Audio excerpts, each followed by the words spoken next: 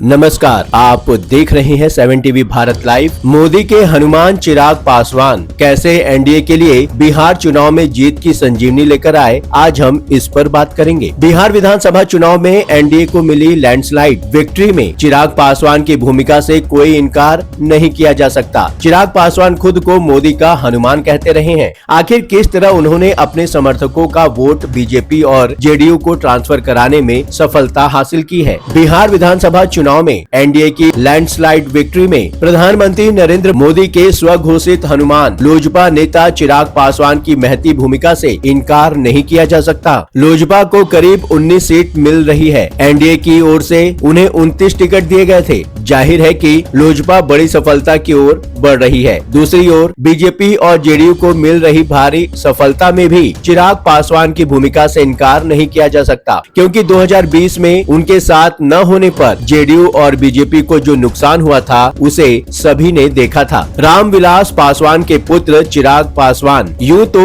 नीतीश कुमार को चाचा कहते रहे हैं, पर 2020 में उन्हें हराने के लिए इन्होंने कमर कस ली थी। खुद तो लोजपा केवल एक ही सीट हासिल कर सकी थी, पर जेडीयू को 43 सीटों पर समेट दिया था। पर जिस तरह की जीत इस बार जेडीयू को मिलती दिख रही है, उसे स्पष्ट है कि इस बार लोजपा आर के समर्थन के चलते नीतीश कुमार को नुकसान नहीं हुआ है। शाम 5 बजे तक जेडीयू 85 सीटों पर आगे चल रही थी। मतलब साफ है कि जिन सीटों पर पिछली बार लोजपा प्रत्याशियों के चलते हार मिली थी, वहां इस बार बढ़त मिली है। जाहिर है कि चिराग पासवान अपने कोर वोटर्स के वोट को ट्रांसफर कराने में सफल हुए हैं। एनडीए की रणनीति में चिराग पासवान को केंद्र में रखना एक मास्टर स्ट्रोक साबित हुआ। चुनाव से पहले ही ऐसी हवा बनाई गई कि चिराग को कभी मुख्यमंत्री पद का दावेदार तो कभी उप मुख्यमंत्री का मजबूत उम्मीदवार बताया गया। जाहिर है कि उनके समर्थकों के बीच खासकर पासवान समुदाय में इसका सकारात्मक संदेश गया। यह रणनीति 2020 के विद्रोह के बाद चिराग को एनडीए के अंदरूनी चेहरे के रूप में स्थापित करने का प्रयास था। इसमें कोई दो राय नहीं हो सकती कि चिराग को डिप्टी सीएम बनाने की चर्चा के चलते पासवान वोटों का बड़े पैमाने पर ट्रांसफर जेडीयू और बीजेपी में हो सका। एक्स पर समर्थकों ने चिराग को डिप्टी सीएम बनाने के लिए जबरदस्त अभियान चलाया। एक पोस्ट में लिखा गया कि चिराग को डिप्टी सीएम बनाओ, पासवान भाइयों का सपना पूरा होगा। यह संदेश दलित समुदाय में उत्साह भर गया, जो लंबे समय से आरजेडी के सामाजिक न्याय पर निर्भर था। प्रधानमंत्री नरेंद्र मोदी का चिराग पासवान को चिराग भाई कहना एक भावनात्मक मास्टर स्ट्रोक था, जो चिराग समर्थकों खासकर पासवान समुदाय का दिल जीत लिया। पटना की रैली में मोदी ने कहा